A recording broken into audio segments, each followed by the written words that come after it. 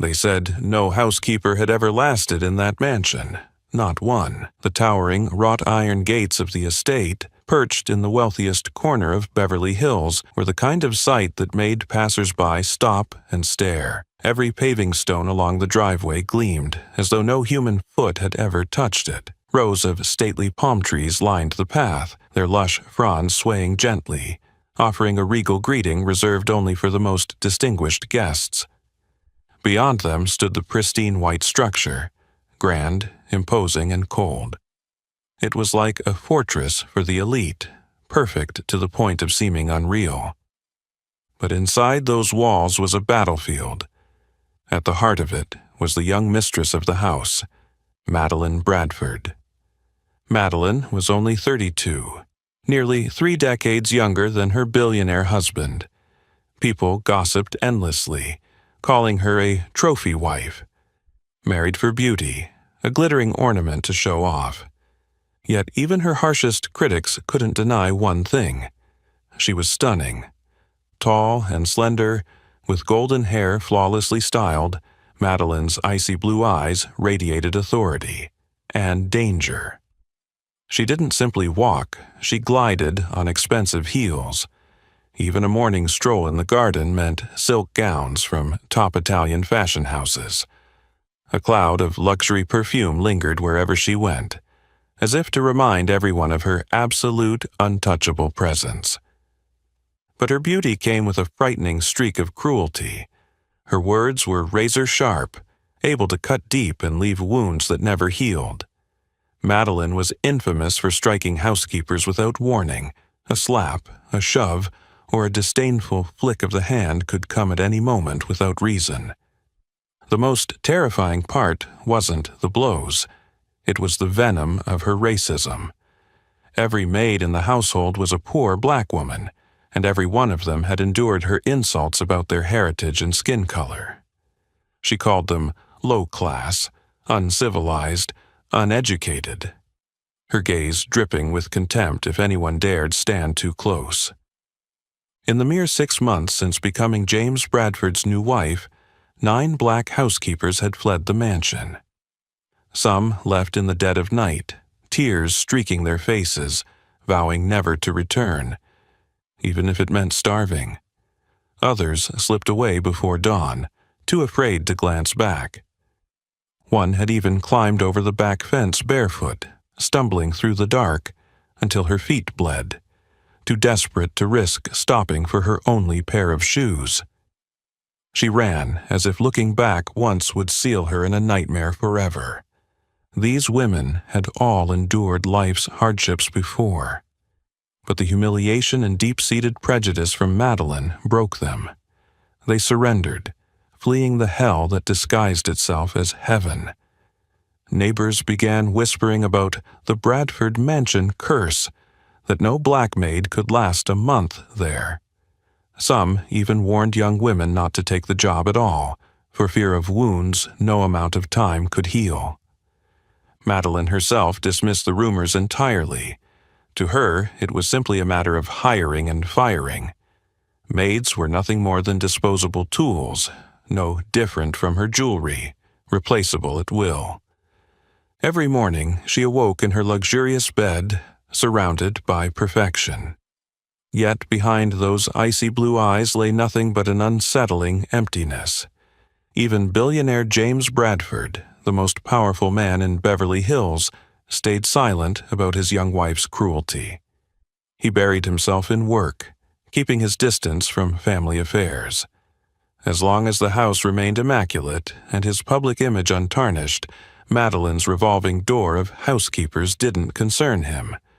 But the so-called curse was about to face its first true challenge. Because a new woman was stepping through those iron gates, a young black woman with fierce brown eyes and a spine of steel. Her name was Jasmine Carter. Unlike the others, Jasmine hadn't come to hide or to give up. She had come to fight, to endure, no matter the cost in patience or pain. And her arrival would change the Bradford estate forever. That morning, pale golden sunlight streamed through the tall rows of palm trees, casting a painting-like glow over the stone-paved drive leading to the Bradford estate. Yet, for Jasmine Carter, that gentle light could do nothing to ease the knot of nerves twisting inside her. Standing before the massive gates, she gazed at the pristine white mansion with a mixture of awe and apprehension. Slung over her shoulder was a small, worn fabric bag containing only a few plain changes of clothes and a photograph of Layla, her little girl lying in a hospital bed at South Los Angeles Medical Center. Layla was the reason Jasmine was here, the reason she was willing to step into what everyone called hell wrapped in heaven's disguise.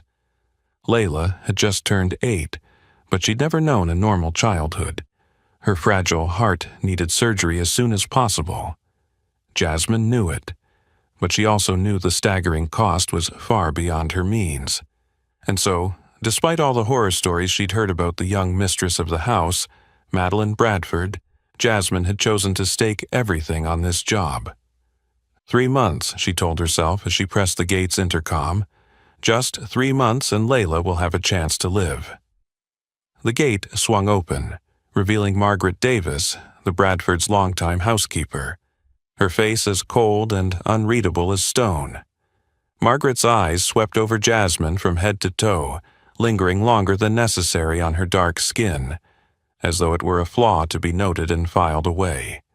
"Follow me," Margaret said curtly, offering no greeting, no introduction. As Jasmine stepped into the courtyard, she could feel the weight of other eyes on her. Ben Thomas, the chauffeur, stood near a gleaming black Mercedes, his sharp gaze appraising her as if calculating how long she'd last. In the kitchen window, Nancy Owens, the famously strict head cook, watched with arms crossed, her expression detached, as though Jasmine were nothing more than a passing stranger. They were all white, and in their eyes was a single, unspoken message: "You don't belong here." Margaret led her into the grand living room, where the white marble floors gleamed as if no foot had ever touched them. Before leaving, she tossed out a short command: "Clean the floor. Madame will be down shortly." No instructions, no context, just a cold order.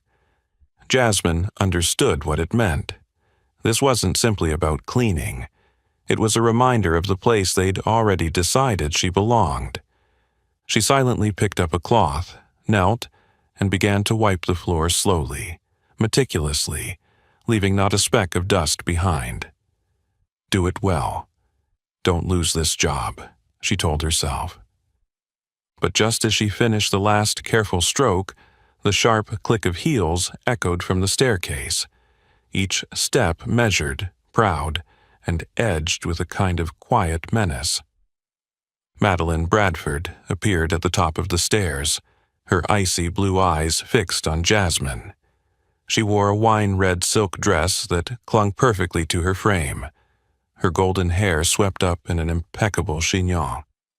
One hand cradled a porcelain teacup, the other rested lightly on the banister, the way a queen might prepare to bestow favor. Her gaze moved slowly from Jasmine's face to her skin, then to the thin hands gripping the cleaning cloth. Her lips curved, not in warmth, but in disdain. "The new maid?" she asked, her voice cold. "Yes, ma'am, my name is Jasmine," Jasmine replied, bowing her head politely. Madeline didn't answer. She stepped closer, glancing over the spotless floor. Then, with deliberate grace, she tilted her teacup. The hot liquid splashed across the marble, leaving a dark brown stain against the pure white.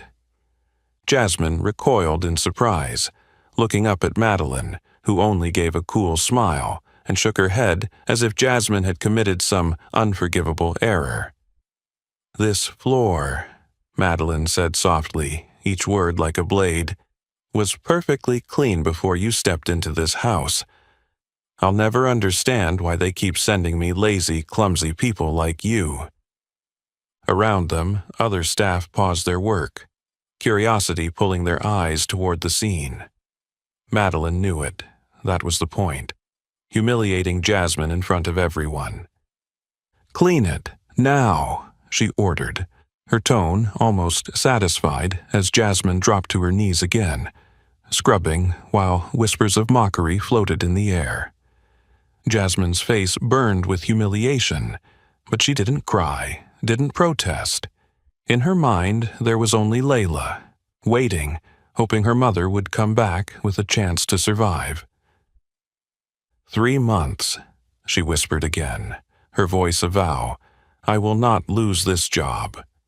It was in that quiet resolve that Jasmine unknowingly took the first step into a battle, one that would pit her against the most powerful woman in this storm-laden mansion. 3 months. Just 3 more months. Jasmine repeated the words in her mind each morning, like a quiet prayer, as the dawn light seeped through the heavy curtains. Her small room, tucked far from the Bradford mansion's main wing, had once been an old storage space, now dressed up with the genteel title of the Maid's quarters. The once white walls were yellowed, the narrow bed creaked in the corner. But Jasmine never complained. She hadn't come here for comfort. She had come to survive, for both herself and her daughter. After that first incident with Madeline Bradford, Jasmine knew she had to stay on high alert. To Madeline, Jasmine wasn't just a maid, she was a game, a target to test endurance and pride. The first test came the very next morning. As soon as Jasmine stepped into the kitchen, Margaret glanced at her coolly, then jerked her chin toward a polished silver tray. "Madam wants lemon water every morning," she said flatly. "Exactly 3 slices of fresh lemon, water at room temperature. Never cold, never warm, and not a single seed in the glass." Jasmine nodded quietly, selecting the freshest lemons from the ornate silver bowl on the counter. She squeezed the juice into a glass, carefully fishing out each tiny seed with a silver spoon. Her hands were thin but steady, her eyes focused. When she set the perfect glass of lemon water on the tray, Nancy, the cook, gave her a brief, surprised look, as though she hadn't expected Jasmine to succeed in such a deceptively simple task. But when Jasmine brought the drink to Madeline's bedroom, the young mistress didn't even glance at her. Madeline lifted the glass, took a small sip, and immediately frowned, as if she'd tasted something vile. "Too cold," she said sweetly, her tone edged with malice. "Didn't I make myself clear, or is your memory just as poor as your work?" Jasmine felt heat rise in her cheeks but quickly bowed her head. "I'm very sorry, ma'am. I'll remake it right away." She never got the chance. In an instant, Madeline's hand flicked, sending the glass crashing to the floor. Shards of glass scattered, and cold lemon water splashed over Jasmine's feet, stinging against her skin. "Clean it up," Madeline ordered, her voice ringing through the room. "I don't want to step on your carelessness." Jasmine knelt, the glass slivers biting into her fingers as she gathered them. She didn't cry, didn't complain, just cleaned until every drop was gone. Inside her mind, she saw only Layla's frail smile, her pale face in that hospital bed. That vision was the only thing that kept Jasmine steady. Madeline watched her, the corners of her mouth curling in a strange satisfaction. Jasmine's quiet endurance seemed to fuel her, inspiring even crueler tests. In the days that followed, Jasmine woke before sunrise, scrubbing every corner of the mansion so that not a speck of dust could be found. Yet, no matter how perfect her work, Madeline always found a reason to humiliate her in front of the staff. One afternoon, as Jasmine polished a priceless crystal statue in the living room, Madeline paused beside her. "Are you sure your hands are clean enough to touch that?" she said loudly, making sure everyone could hear. "I've heard people like you aren't very clean. I hope you're not soiling my valuables." Soft snickers rippled among the nearby staff, their curious eyes stabbing at Jasmine's pride. She kept her head down, swallowing the hurt, continuing to polish as if she hadn't heard. Madeline stepped closer, lowering her voice so only Jasmine could hear. "I won't stop until you take the hint and leave this house." The words were sharp and icy, but Jasmine looked up just once, her gaze filled with quiet resolve and a shadow of sorrow. "I'll do my best, ma'am," she replied calmly, so unexpectedly steady that Madeline froze for a moment. "Good," Madeline said, regaining her composure, "because I've only just begun." As Madeline's proud figure disappeared down the wide hallway, Jasmine drew a deep breath, steeling herself. Every day she stayed, every insult she endured, brought her one day closer to saving Layla, the daughter she loved more than life itself. Madeline had warned that she'd only just begun, and her words quickly proved true. Tension inside the Bradford mansion escalated until Jasmine could no longer sense the passing of days. On Thursday morning, she woke as usual before dawn, the faint light barely enough to guide her as she gathered what she needed for another day's work. But something was different. The wardrobe door, always shut tight, now stood slightly ajar. A chill prickled her skin as she approached and pulled it fully open. Empty. The dark blue maid's uniform she always hung neatly the night before was gone. In its place, dangling from the wooden hanger, was a sheer white silk nightgown, so translucent it seemed ready to dissolve in her hands. For a long moment, Jasmine stood frozen, her heartbeat thudding in her ears. The message behind it was unmistakable. "You're nothing more than a cheap plaything in this house." Drawing a deep breath, she closed her eyes and steadied herself. She couldn't let Madeline see her break. She wouldn't hand her that victory. Calmly, she turned to the bed and pulled out a faded t-shirt and worn jeans, the clothes she'd worn before taking this job. When she stepped into the mansion's main dining room to begin breakfast preparations, curious eyes from the other staff locked on her. Margaret, the strict housekeeper, showed open surprise tinged with disdain. Nancy and Ben muttered to each other, sneaking glances laced with quiet mockery. But nothing compared to the moment Madeline entered. She swept in wearing a flawless emerald gown, her gaze snapping instantly to Jasmine's outfit. In seconds, her expression shifted. "What is this?" she demanded, her cold tone a blend of irritation and smugness. She moved closer, as if inspecting damaged goods. "I'm sorry, ma'am," Jasmine replied before Madeline's temper could ignite. "My uniform went missing, so I had to wear my own clothes today." Madeline paused, then let out a low, cutting laugh that rang through the vast room, drawing every eye. "Oh, really?" she said sweetly, venom threading her words. "Or is it that you're simply more comfortable in rags? People like you must be used to clothes like that by now." Whispers rippled among the staff, but Jasmine stood perfectly still, her eyes fixed on some invisible point ahead. She knew Madeline was trying to provoke her, but she wouldn't give her the satisfaction. Jasmine's silence only deepened Madeline's irritation. Her voice rose, determined to strip Jasmine down in front of everyone. "Look at her," Madeline said, gesturing toward Jasmine. "This is exactly why I have to replace the help so often. I don't know where they find people like this. Dirty, uneducated, bringing nothing to my home except filth."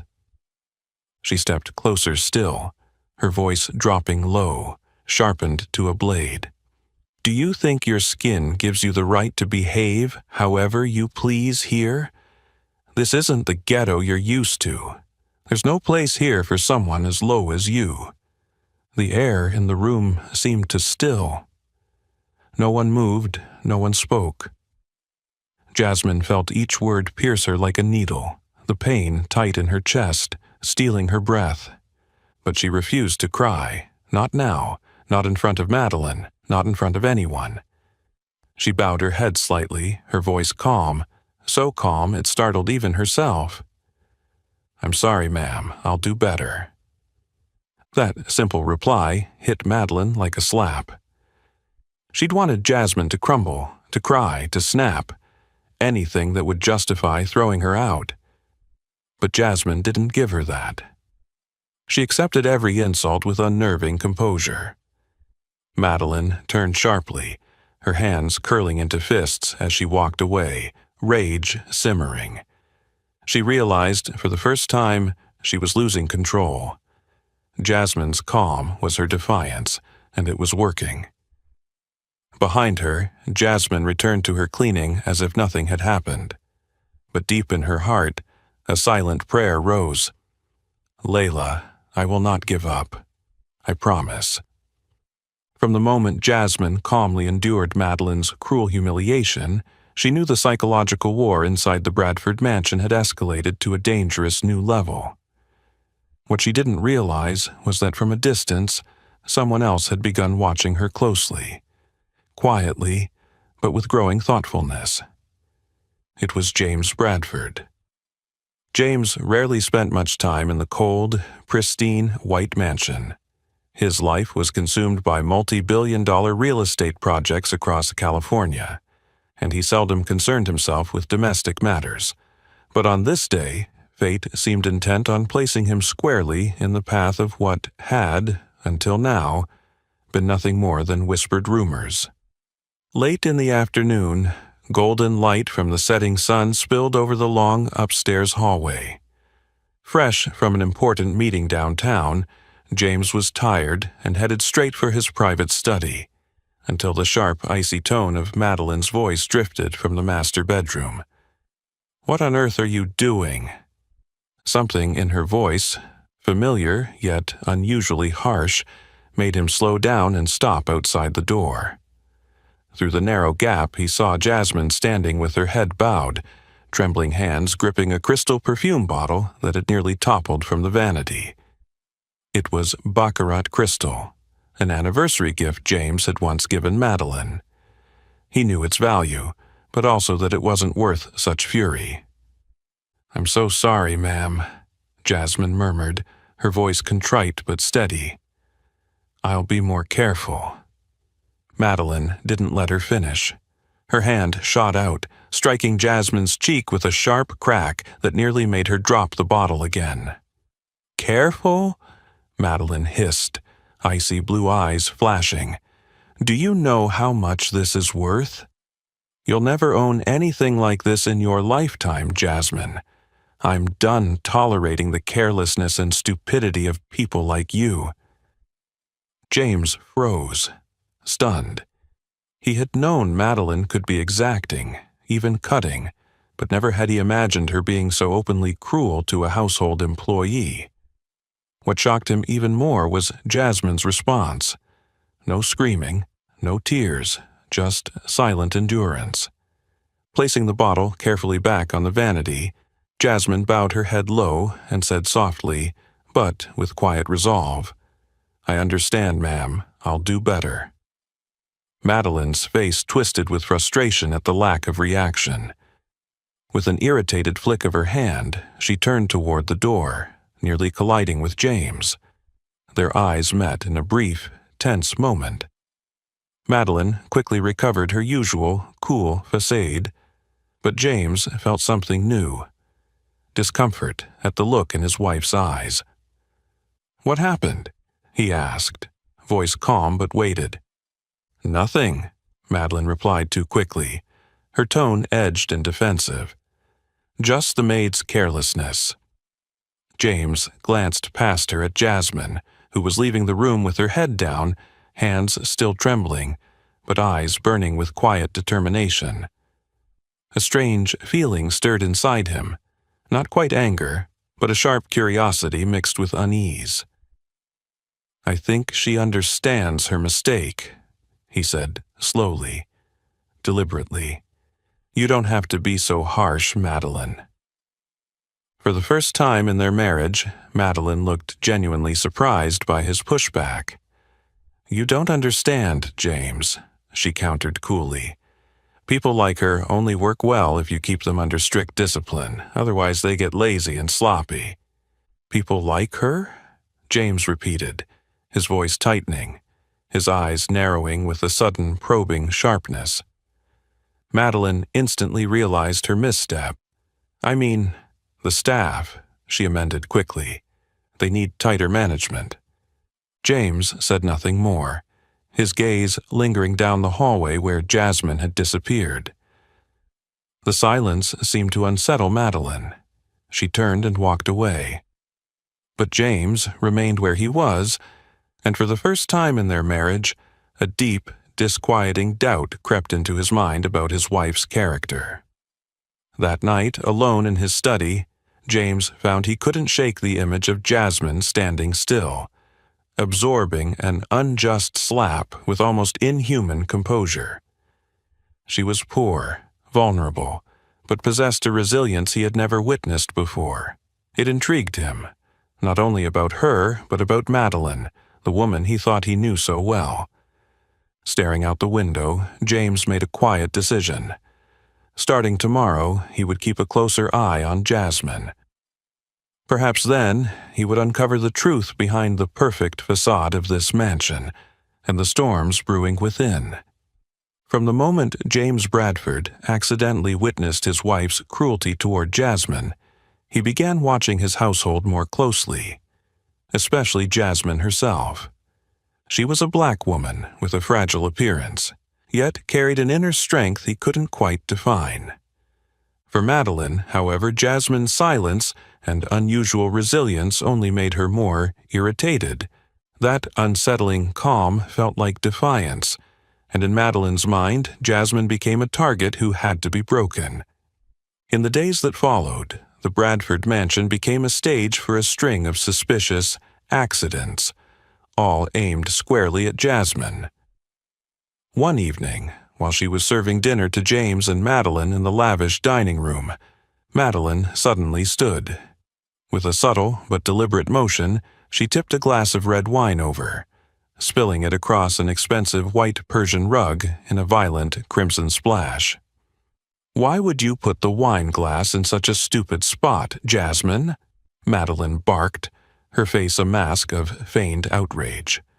Every staff member's eyes snapped to Jasmine, some wide with alarm.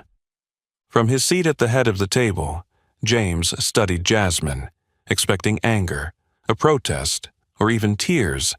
Instead, she simply bent down and quietly blotted the spreading stain. "I'm sorry, ma'am. I'll be more careful," she said. Calm, controlled, without a hint of resistance. James was intrigued, even unsettled. He knew Madeline's act was intentional, and Jasmine seemed to know it too, yet she chose to accept it without revealing a trace of indignation. What force, he wondered, allowed her to endure like this? But Madeline wasn't finished. Days later, as Jasmine carefully cleaned the living room, Madeline entered carrying a rare antique vase. She caressed it for a moment before letting it slip from her hands. The priceless heirloom shattered into 100 glittering shards on the marble floor. The crash echoed through the hall, drawing staff to the scene. Madeline turned on Jasmine, her fury staged to perfection. "You're so clumsy, Jasmine. Do you have any idea what that vase was worth?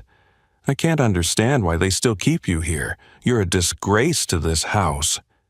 The others froze, casting glances that mixed pity with curiosity. Everyone knew Madeline had done it on purpose, but no one dared to defend Jasmine. The silence was thick enough to hear Madeline's quick, angry breaths. James, standing just inside his study door, saw it all. His fists tightened, his mind swirling with suspicion and disappointment toward his wife. Yet again, Jasmine's reaction astonished him. Without a word, she crouched, her hands trembling slightly as she gathered the fragments. She worked methodically, eyes down, until every sliver was gone.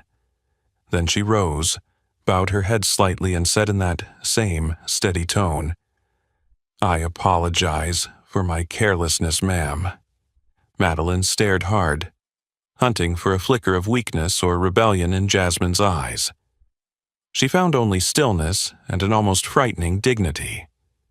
Thwarted and frustrated, she turned sharply and left, leaving Jasmine standing tall in the middle of the room.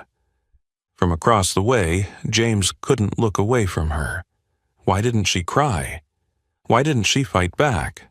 Why was she still here at all? Even the other staff began to see her differently. Where they once looked down on her for her skin and her low position, they now felt a grudging respect.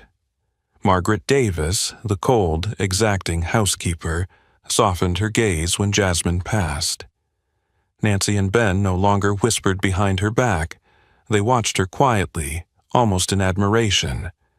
Through sheer silence and unshakable endurance, Jasmine had shown everyone in the Bradford mansion that real strength lay not in wealth or power, but in the ability to preserve one's dignity in the harshest circumstances. And that strength was beginning to change how everyone saw her, most of all James Bradford, the most powerful man in the house. In the days that followed, the air inside the Bradford mansion remained as stifling and tense as ever. Yet something seemed to be shifting, quietly, underneath. Jasmine didn't realize that her patience and composure had left a small but unmistakable crack in the flawless facade Madeline had worked so hard to maintain. That afternoon, the sky turned gloomy and gray, heavy clouds rolling over Beverly Hills like a bad omen. Jasmine was cleaning the second-floor corridor, a place she rarely went. As she passed the master bedroom, she heard something strange, a faint, strangled sob, soft but laden with pain. She stopped, uneasy. She had never heard a sound like that in this house, least of all from Madeline, who always wore an armor of cold, intimidating poise. Then came a clearer sound, a tiny, broken cry. Jasmine gently nudged the already ajar door a little wider. Madeline sat there on a velvet chair by the window, her usually elaborate blonde hair now loose and disheveled over her shoulders. Her hands trembled as they covered her face. Her shoulders shook with restrained sobs. It was the most fragile, vulnerable version of Madeline Jasmine had ever seen. When Madeline noticed Jasmine, she hurriedly wiped her tears, trying and failing to reassemble her icy mask. She turned away, her voice forced into firmness but threaded with hurt. "Who let you in here?" "I'm sorry, ma'am," Jasmine answered softly.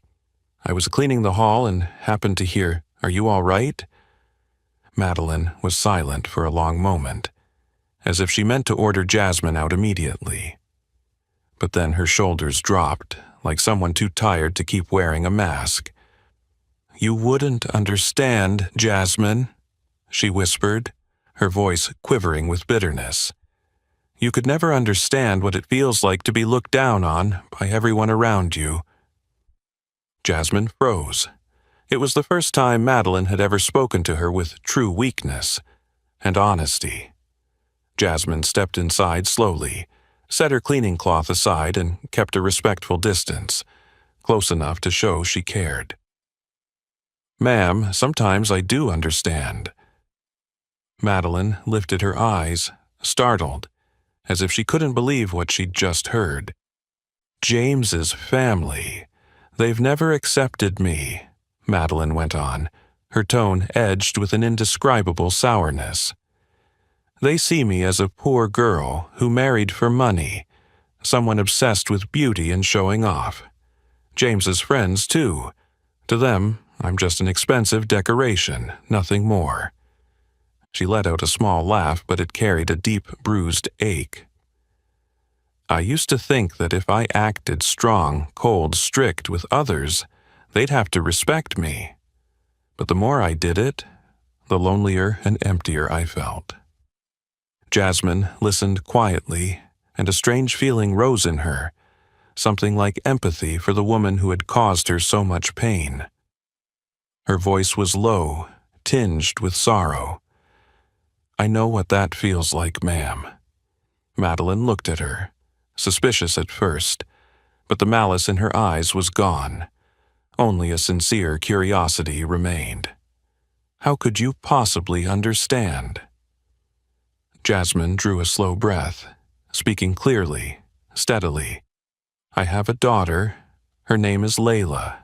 She's 8, and she's been fighting a congenital heart condition since she was little. I have nothing, not even enough to pay for her treatment. I've begged doctors to save her even when I couldn't afford the hospital bills.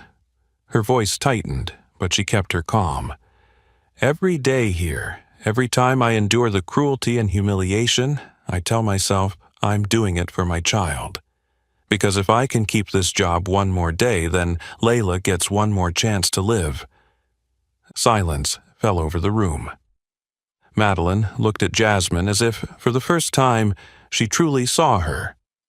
Not as a poor maid, not as a black woman to be scorned, but as a mother, fierce and selfless. I didn't know, Madeline said at last, her voice shaking with remorse. I always thought you were... Jasmine gently shook her head, sparing her the rest. I understand, ma'am.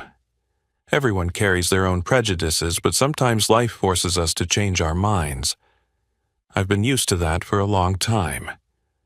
Madeline went quiet again, staring out the wide window where the black clouds were thinning, letting through the last pale light of day. For the first time in her life, she felt a genuine sense of shame before Jasmine, the woman she had most despised. And for the first time, Madeline realized that perhaps she was the truly weak one in this house. That afternoon, after Jasmine left the room having shared her heartfelt story about her gravely ill daughter, Madeline remained seated in silence by the window for a long time. For the first time in her life, she felt a strange mix of shame and genuine compassion, emotions she had never allowed herself to feel before. That night, Madeline lay awake, unable to sleep. The image of Jasmine's sorrowful eyes and her trembling voice as she spoke about Layla kept replaying in her mind, filling her with a deep, gnawing guilt. Every cruel act, every word of humiliation she had hurled at Jasmine now made her ask herself, how did I become this person? She thought back to her first steps into James Bradford's world of privilege, then a poor girl from a small town, always plagued by the feeling that she didn't belong. The venomous words from her husband's family and friends had etched themselves into her memory over the years. Madeline is just a pretty, empty-headed woman, a decorative doll, nothing more. Those words had driven her to build the cold, cutting facade that shielded her vulnerabilities. But now, faced with Jasmine, a poor woman with an unbreakable heart, Madeline realized she had lost herself long ago. The next morning, Jasmine rose early as usual, bracing for another grueling day. But when she stepped into the kitchen, Margaret unexpectedly handed her a small white envelope. Her stern face softened just slightly. "Madam says open it now," Margaret said briefly before turning away. Jasmine's hands trembled as she opened it. Inside were a few bills and a note written in Madeline's familiar, elegant script. "Take today off, go see your daughter. This is for travel and to buy something for Layla." For a moment, Jasmine felt her heart stop. She read the note over and over, barely able to believe her eyes. For the first time since she'd entered the Bradford mansion, she felt a genuine kindness from the woman she had thought the coldest, most unfeeling person alive. Without hesitation, Jasmine quickly gathered a few small items and left for the hospital where Layla was being treated. Throughout the journey, her mind swirled with confusing but warm thoughts of Madeline and this sudden change in her. At the hospital, Jasmine entered the small room where Layla lay on a simple bed. The little girl was frail, her face pale, but her eyes lit up instantly when she saw her mother. "Mom!" Layla called, her voice weak but full of joy. Jasmine rushed forward, pulling her into a tight embrace, tears streaming down her thin face, tears of happiness and longing. It had been weeks since she could visit, and each time she'd only seen Layla through a phone screen, her heart broke. But today, thanks to Madeline's unexpected gesture, she could hold her daughter close and feel her warmth. "I missed you so much, Mommy," Layla whispered, her tears soaking into Jasmine's shoulder. "I was scared you wouldn't come back." "I'm always here for you, Layla," Jasmine murmured, stroking her hair. "I will never leave you, no matter what." In that moment, Jasmine felt a deep gratitude for Madeline's unexpected kindness. She began to see that behind the coldness and cruelty might be a heart wounded and in need of healing. That evening, back at the mansion, Jasmine quietly returned to her duties as if nothing had happened. But deep inside, she couldn't forget the silent generosity she had received that day. On the other side of the vast house, Madeline sat in her private room, staring into the large mirror, studying every line of her face. For the first time in years, she saw a different woman staring back, one filled with insecurity, scars, and someone who had strayed far from who she truly was. She thought of Jasmine, of Layla, of the boundless sacrifice of a poor mother enduring every bitterness for her child, and she asked herself whether she had the courage to face herself and change, or whether she would keep living in the false armor she had built. Madeline stood, walked to the window, and gazed out over the sprawling garden fading into the night. A new feeling stirred within her, a yearning to change, to live truthfully, and in that moment she knew that while many challenges still lay ahead, she was no longer truly alone. Because for the first time, she understood that genuine compassion was the one true force capable of healing even the deepest wounds. In the days following her visit to Layla at the hospital, Jasmine began to notice a strange but undeniable change in Madeline. The sharp glares and cutting words that once felt like blades were gone, replaced by softer looks and small considerate gestures she had never seen from the powerful woman before. One morning, as Jasmine was carefully dusting the priceless ornaments in the living room, Madeline appeared behind her with an unusually thoughtful expression, her blue eyes distant, as if weighing something carefully. "Jasmine," she said, her tone calm, so different from the icy edge of the past. "Yes, ma'am," Jasmine replied cautiously, turning toward her. Madeline hesitated, something rare for a woman so used to being decisive. At last, her voice softened, carrying a sincerity Jasmine had never heard before. "Tomorrow night, I'm attending an important charity gala at the Beverly Wilshire Hotel. I want you to come with me." Jasmine froze. She could hardly believe her ears. Never had she imagined Madeline Bradford, the very woman who had made her life so painful, would extend such an invitation. Stammering, she said, "Ma'am, I'm just a maid. I don't think I belong in a place like that." Madeline held her gaze, her voice steady and serious. "Jasmine, you belong there. In fact, you're the one who needs this event more than anyone." With that, she turned and left, leaving Jasmine standing in quiet bewilderment, but also with a strange warmth in her chest. For the first time in her life of hardship and sacrifice, Jasmine felt true respect from someone she'd never thought capable of it. The next evening, Jasmine wore a simple yet elegant gown Madeline had quietly arranged for her. Standing before the mirror, she barely recognized herself, a woman of dignity and strength, no longer the powerless, impoverished girl she once was. When she came downstairs, Madeline was already waiting in a regal emerald evening gown. Her eyes flicked over Jasmine with barely concealed satisfaction. "You look beautiful, Jasmine. Let's go." The charity gala was held in the grand ballroom of the Beverly Wilshire, glowing with crystal chandeliers and filled with soft music and polite conversation. Jasmine's steps faltered slightly in the presence of so many wealthy, influential guests, but Madeline's confident presence beside her steadied her. Madeline led her to a circle of prominent guests, major donors, renowned doctors, and leading philanthropists in Los Angeles. What stunned Jasmine most was how Madeline introduced her. "Ladies and gentlemen, this is Jasmine Carter, the strongest woman I've ever met.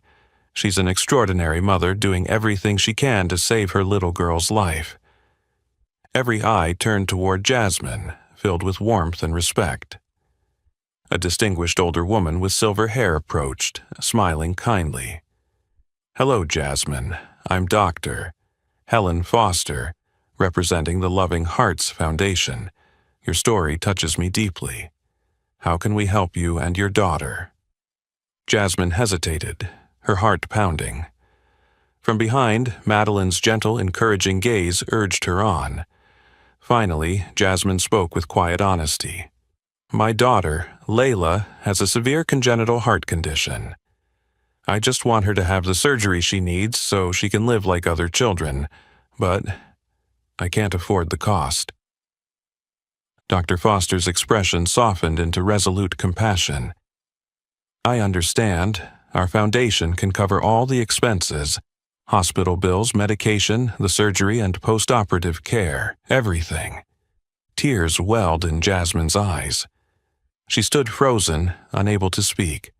A gentle hand rested on her shoulder. It was Madeline. Jasmine turned toward the woman she had once feared and hated, now filled only with silent gratitude. Madeline's voice was warm and unguarded. "I've done many wrong things, Jasmine, but I hope this can help me make amends."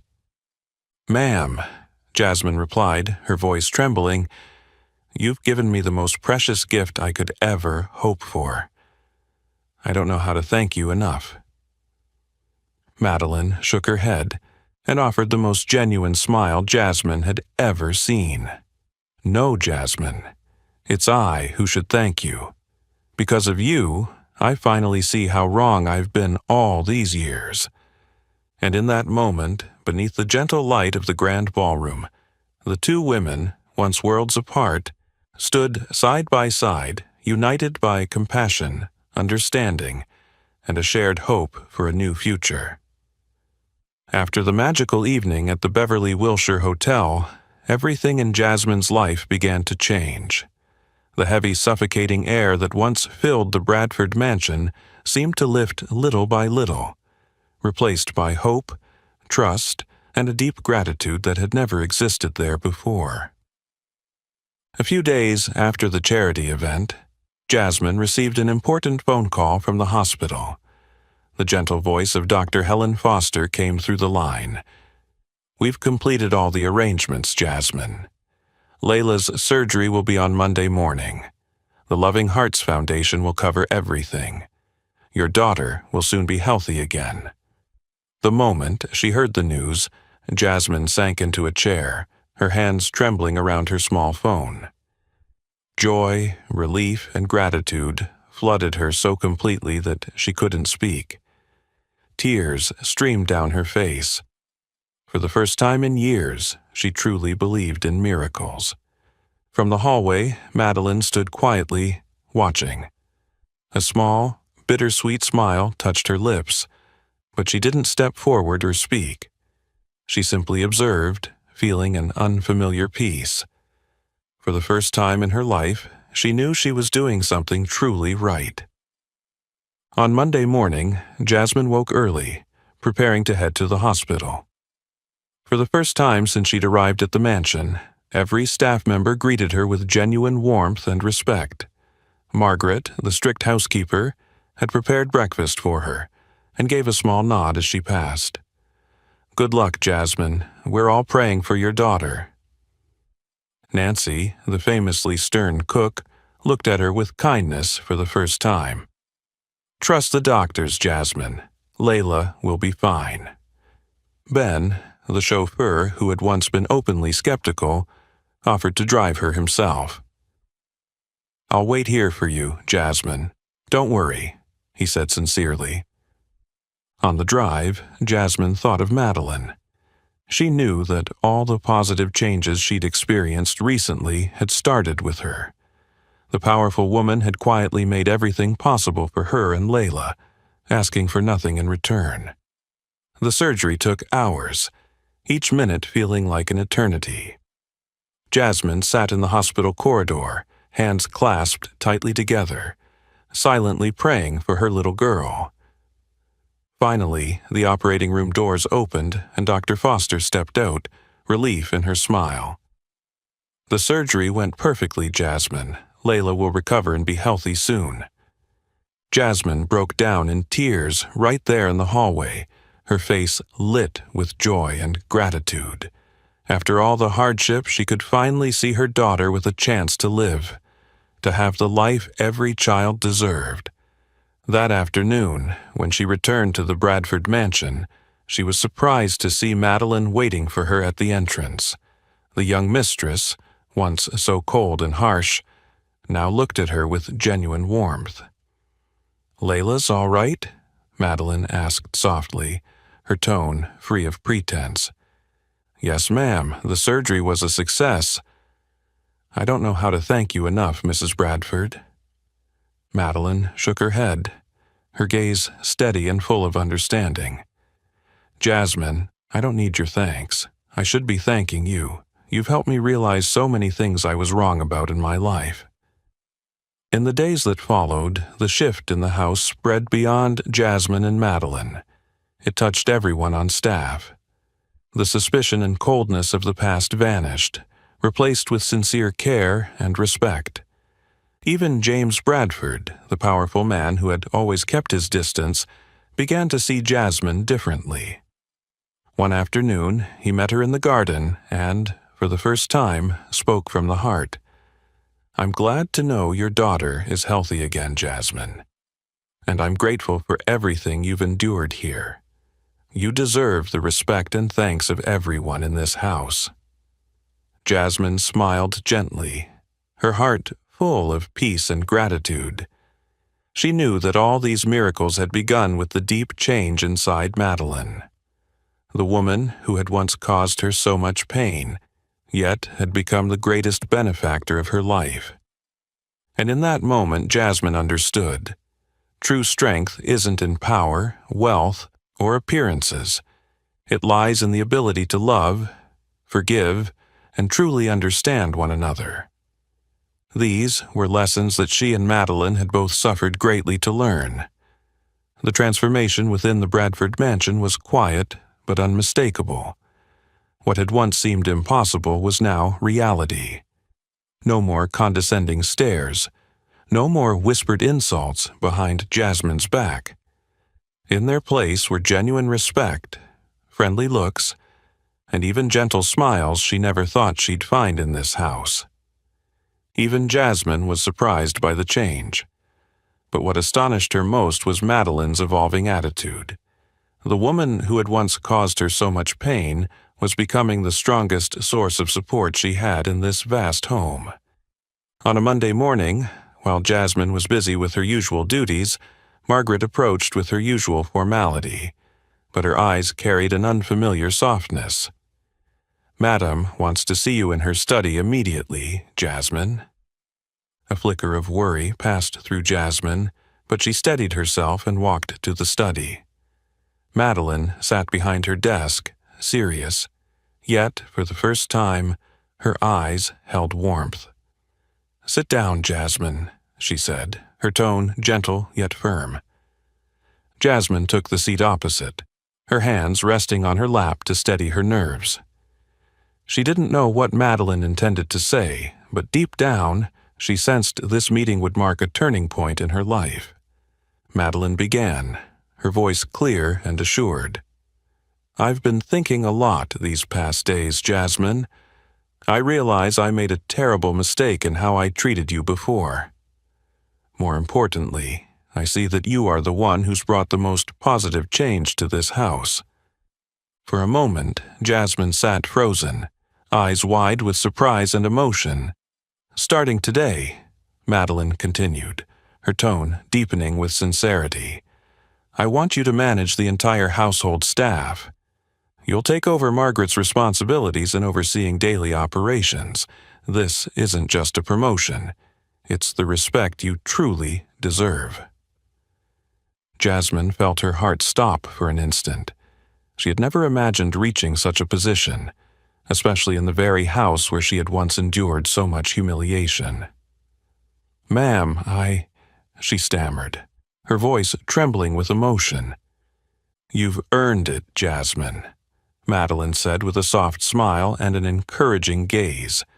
You've shown that real strength lies in persistence and kindness. I trust you.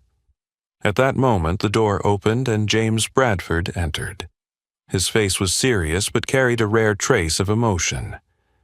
For the first time since Jasmine began working here, he spoke with genuine clarity. I agree completely with Madeline, Jasmine. I want you to know how grateful I am for everything you've done for this family.